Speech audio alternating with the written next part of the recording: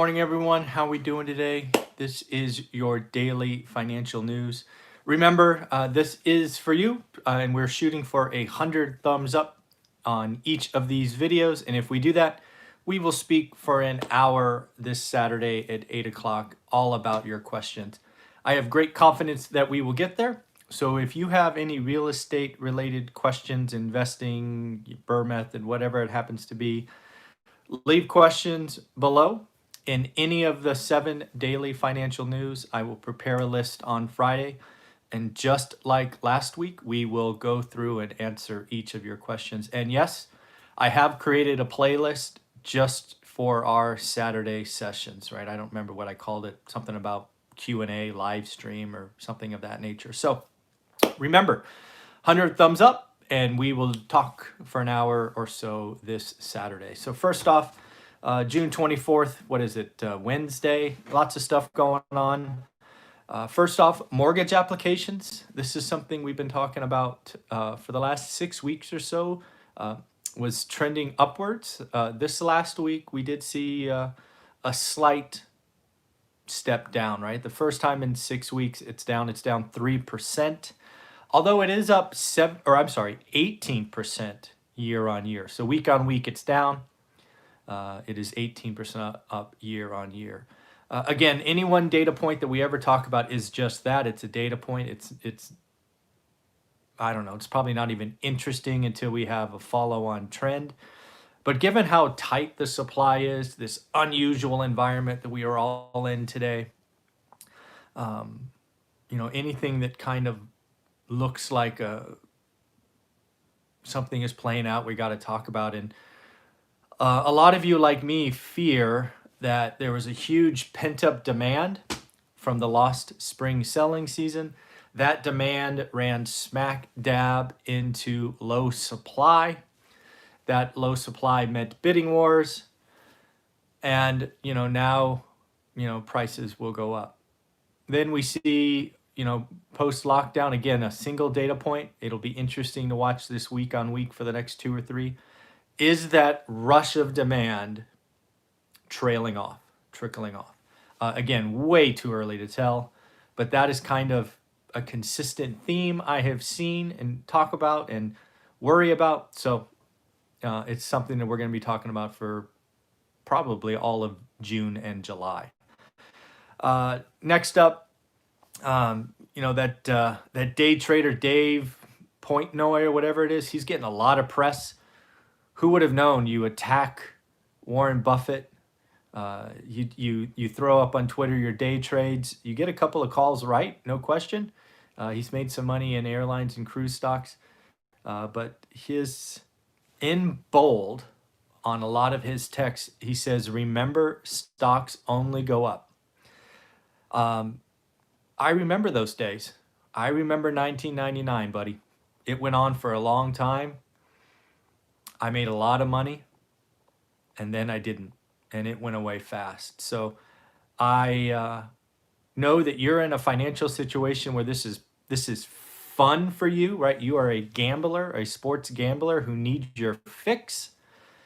You clearly have the funds given you sold your company to do it. So congratulations. By all means, this is America. Do what you want. But folks, if you don't have the financial scratch that Dave has, and most of us don't, thinking that stocks only go up is beyond dangerous. It's in the realm of stupidity. Go look at a stock chart. If you're investing for the long term, 5, 10 years, go crazy. That's not what I see going on today. That is dangerous. That stocks only go up mindset is, you might, that's just dangerous. And again, I remember the feeling. Every day you were making money. Every day. It was awesome. It was like a drug fix. And then the market caught up, irrational exuberance caught up. And remember, Alan Greenspan said irrational exuberance in 97. And we didn't have pain until 99 or 2000. So just be careful. Big news of the day, start of the day, IMF, International Monetary Fund, something like that. I should have, anyways, not enough coffee. They've slashed their forecast for 2020 and 2021. The U.S. they've taken from negative 5.9 to -8. Basically, Q2 is going to be worse than expected, and thus it's just tough to make up. More notably for me is they took the world down to negative 4.9 from 3%. So that's more meaningful for me. I think the U.S. is such a consumer-based economy that I don't trust. I don't trust the IMF to really know what's going on.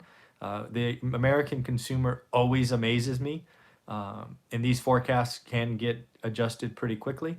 But the world one's interesting, right? A negative 5% for the world is interesting, and we are in a worldwide economy. So to see that what is going on in Europe, in Asia, and now South America, it should catch your attention.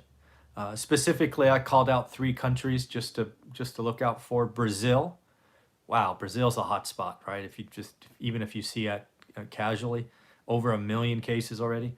They're seeing negative 9.1% growth this year. Mexico, down over 10%. Down over 10% in Mexico.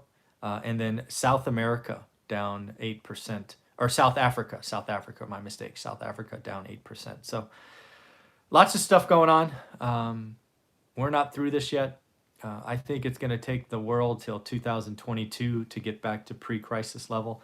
And that doesn't feel much like a V-shaped recovery to me. Looks like Dell is actively looking to find a way to extract value from their dominant share of VMware. There are some stock rules that say Dell can't spin it off until 5 years tax-free. And that would be September of 2021. But that doesn't mean they can't get creative and do something in the short term. But I certainly would think Dell, worst case, looks to spin this off in September of 2021.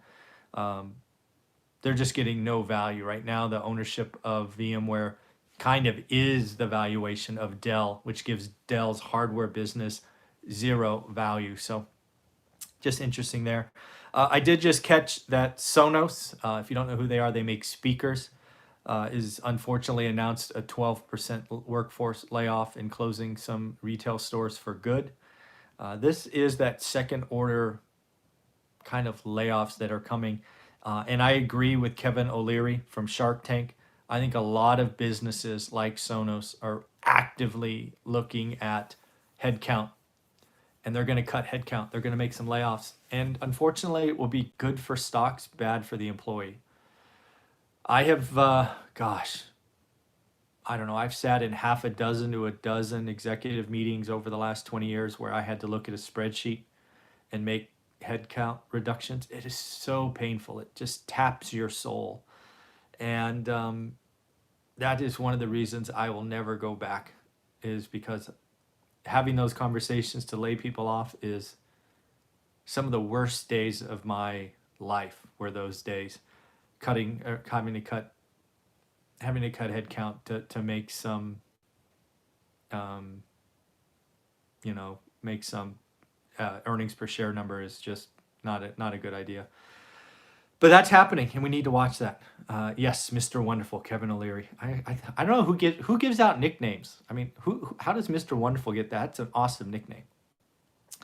I don't know if you've seen this, but the Facebook boycott is growing. Again, it's not meaningful enough to impact earnings per share, but it does show it is growing with Ben & Jerry's, REI, Upwork kind of joining the Stop Hate movement. Eventually, it's going to catch Facebook's attention, I think, if it grows much larger. I mean, there's a long list of 10 to 12 companies, and it could double overnight if companies step up. So we'll have to watch that. We are facing that income cliff. We've talked about it a lot of time for millions of Americans of $600 bonus unemployment. There's lots and lots of talk about it. I think it is. I think it will boil down to an election decision, right? We're in an election year. You can't hide it, right? It's November 2nd or something. I just can't imagine you want an angry workforce angry or scared. I think they'd be, yeah, it's not a time to have the populace upset. There has to be something done, especially if tomorrow we're talking and there's another million or 1.3 million new unemployment claims. We can't get used to that. We just can't. We can't accept seven figures weekly new unemployment claims. That is not okay. I mean, that's just not okay. And we need to realize that politicians from federal to state to local made, I don't know, healthcare decisions that caused our economy to stop, and we're paying for that price. So um, we got to do something, right? You've asked people not to work, shut down their jobs, and it especially hurts low income people, right? Low skill, and we're better than that. So something has to be done. I certainly hope they extend that. Else, it is going to be a very interesting second half of the year, and it won't be fun to watch. Next up, Idaho. I don't know if you heard this. I thought this was fun. Idaho, the state of Idaho, actually came out and announced a back to work bonus. I thought that was interesting at a state level. They're giving up to $1,500 for full-time employees and $750 for part-time workers. So I think that's an interesting idea at the state level. That doesn't replace what the federal government is doing, but again, we need to realize going on. Lots of states have 20% plus unemployment, and yeah, their states will be in their citizens will be in big trouble if that falls away. I don't know if this is true information. I kind of heard the same thing the last election cycle, but it does look like the odds of flipping the presidency have increased, which I find odd, just given I haven't heard anything from Biden. So this seems to be the anybody but Trump crowd, and it's poll after poll now, so it's just not one biased poll. But I think as investors, we need to start. It's time to start considering what might happen. And I think as investors, we need to say what would happen if not only the Democrats get the presidency, but they also get the Senate. Oh my goodness. What what would happen if they got that? And like you, I am waiting to see Biden in a debate, because we need to hear from him. I think right now his strategy is shut up, stay in your basement, and hope November gets here tomorrow.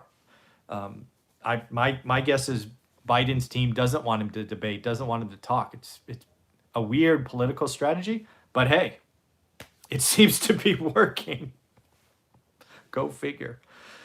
So again, I think we as investors, we need to realize that, oh my God, what would happen if they had the House, they had the Senate, and they had the presidency? What would that 4 years, or at least 2 years, look like? Because there'll be another election in 2 years for House and Senate seats. So you have to consider it now. You probably didn't think you'd have to consider that a year ago, but you need to consider that today. Tomorrow's a big day I've been waiting for. I talked about it, I think, Sunday when I talked about the week. They're supposed to release the bank stress test results. This is going to be interesting because I think it's going to go one of two ways. Either they're going to come out and say the banks are okay and their dividends are okay, which probably means the bank stocks go up, or they're going to come out and say, hey, a couple of them are not as strong as they want, and they want to either cut or worse, remove the dividend. So I'm going to be watching for that. I don't actually know when that comes out. I'm going to guess it's during the day, so that'll be something I look for sure. Cruise lines are finally getting hit with reality. Carnival got downgraded to junk. Just so you know, that's not a good thing. I'm guessing David Portnoy, or whatever his name is going to rush out and buy a bunch of stock, because any negative news is a time to buy, right? Because stocks only go up. And then, Royal Caribbean got updated as well. And then the other thing that's out there is Apple, Facebook, Alphabet / Google they need to look out for antitrust. That's really the only thing that could stop these companies.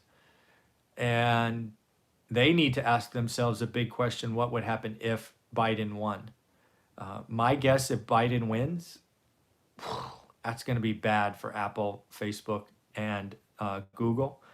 Apple right now, there's talk about a brewing antitrust against the App Store, which is going on. So it is. It's clear, I think, that those three big technology companies, they could be in trouble, right, if antitrust comes around. So in the end, that's what I got for you today, June 24th. It is Wednesday. That means we talked to Anna Kelly, the REI mom, here shortly. And then I think I have another interview this afternoon. So have a wonderful day, everyone. Take care of yourself, and we will do our daily news tomorrow. Don't forget the thumbs up so we get to 100. Take care.